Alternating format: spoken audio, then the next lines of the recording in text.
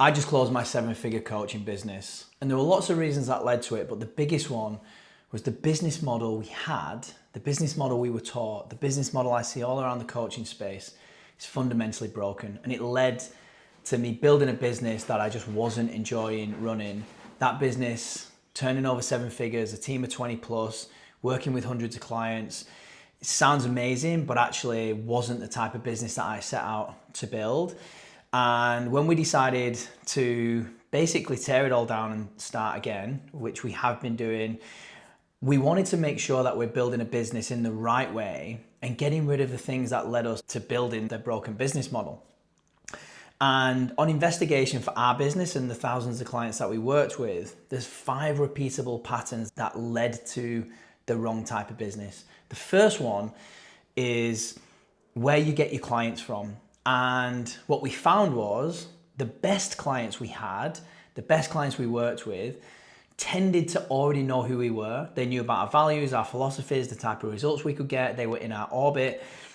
They probably knew someone that we'd worked with. They were committed. They came in. When it came to making a decision, they made it fast. They put the work in and they got results. The opposite is said of the people who we had to hard sell to, the people who we had to chase, hassle, have multiple sales calls, follow up with.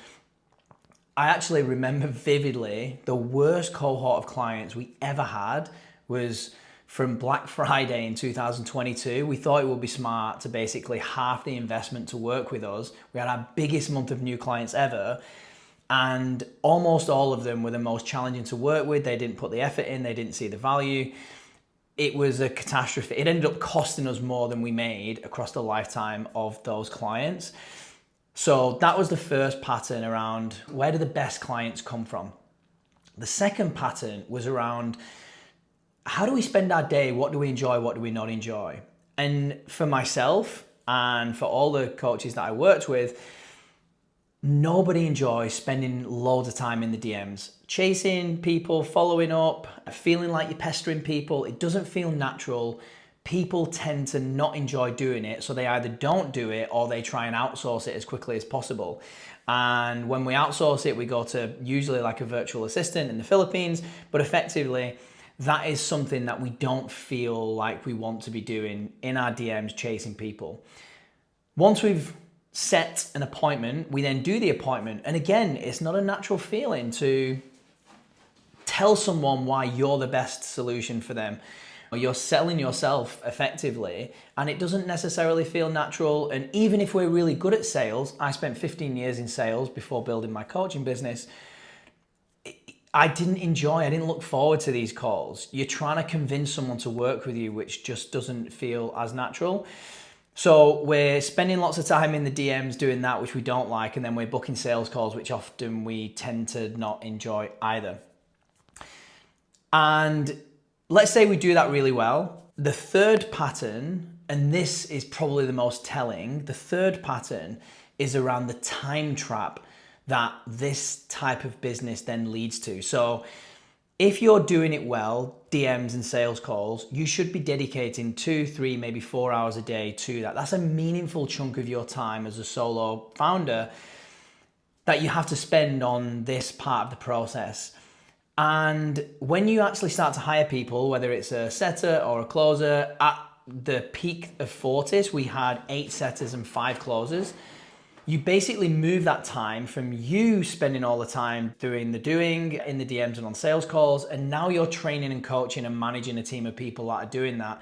And if you don't train and coach and manage them correctly, and you don't spend enough time with them, they won't get the results. So you have this time trap that you are now committed to spending a lot of time working on this particular part of the process, which is the sales process. And that's the time trap that's very, very hard to get out of. Then the fourth pattern is when you do bring a client on board, how do you deliver the service? Do you deliver a one-to-one service, which most people start out doing because that feels like the best way to ensure they get a personalized and bespoke experience and they have their hand held, which is great and fine and does, in my view, tend to get the best results. However, you reach a certain amount of clients and then you get stuck, you're capped. You can only work with so many in that way. And then you've got a decision to make. Do you go out and hire success coaches into the team or accountability coaches? Then you have to manage, train, you have to work with those people. You have to hope that they're going to deliver the same amount of value. They're going to buy into your philosophies. And at the time of our peak, we had 9 success coaches at Fortis, and they were really nice people, but effectively they were never going to deliver the level of service that I would be delivering if I was doing it myself. And effectively, you go down that path and then you become a manager, and then you're managing people, and then you're managing with all of that complexity. The other path is to start doing group-based coaching. And I've experienced this on the other side as a client, because I've spent maybe like $80,000 over the last 5 years, maybe more than that, on masterminds and group coaching programs. And every single time I join, I get really excited. The educator's really great. They deliver a really great message. You get in and then you're lost. There's nothing personalized. There's nothing customized. You're in group, lots of group calls. You're listening to other people's problems.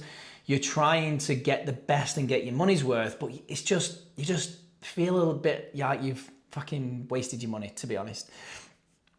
And they're your 2 options. Build out a massive team, do it one-to-one, or do group coaching and deal with lots of people who come and join, getting lost and not getting results, which never feels right. There is a new way, and I'm excited to share about that shortly. The last pattern, the 5th pattern, is around AI overwhelm. And that's quite recent, but we have this weight on our shoulders where we feel like we need to be doing stuff with AI and implementing it into our business so that we're leveraging ourselves. The irony is we're spending more time trying to figure out how to bring AI into our business than we're actually getting time back in our calendar by using AI. So it's this weird world where it's supposed to make us more efficient, and actually it often makes us way more inefficient. So they're the 5 repeatable things. And when we designed the new way we wanted to build our business, Fleur and I said, we need to do this in a different way. And there's 2 parts to this, and we're going to be teaching them on the 21st of May in a live interactive workshop with a small number of founders who are interested in building a business a different way. So the first part is getting rid of the sales process altogether. There is a way. If we can build a business that gets rid of the time trap and gets rid of the hassle and the things we don't like about the sales process, and instead we introduce a gravitational marketing method into our business. We use different forms of content, short form, long form, and email, woven together in a way that allows people to get to know you and binge you and your content and all about your values and the results that you get, enough so that when you invite them to work with you, they already have the answer and they say yes. Like, that is possible. We just need to do it in a smart way. And it does involve different styles of content, but we'll walk through that on the workshop. Think about your favorite creators or favorite educators. Daniel Priestley, Cody Sanchez. Probably the best example of this, ironically, is Alex Hormozy. Even though he's massive on sales, his best performing launch was effectively his book launch. Because we've all binged his content so much, we've read his books, we've listened to his podcast, we've watched his YouTube videos, we know what he's all about. When he says this book's going to change your life, we're like, fuck it, I'm in, I'm buying. That's what we want to do with your business, is create that content strategy. The second thing is delivering a service that's leveraged with AI, not being overwhelmed by AI, but leveraged with AI, so you can deliver, I'm so excited about this, a personalized, highly curated and bespoke service to every single client who works with you in a way that feels even better than one-to-one, but doesn't require you hiring out a massive team, and it doesn't require you selling out and doing group coaching and letting people get lost. It is possible now with the technology available. I'm excited to share that with you. So if you want to build a business that has clients that come to you and say yes, without the need of hustling in the DMs and lots of sales calls, and then when you deliver the service, you can be done in a bespoke, curated way that gives people a great experience, that doesn't require you holding their hand and spending hours and hours on calls. If you want to build that type of business where you have more time in your calendar, more revenue, more margins, less complexity, less headcount, if that excites you like it excites me and it excites us, then come and join us at the workshop. I'm going to teach you how this works, and we'll run through it there and then and show you a different way to build a business. I look forward to seeing you there.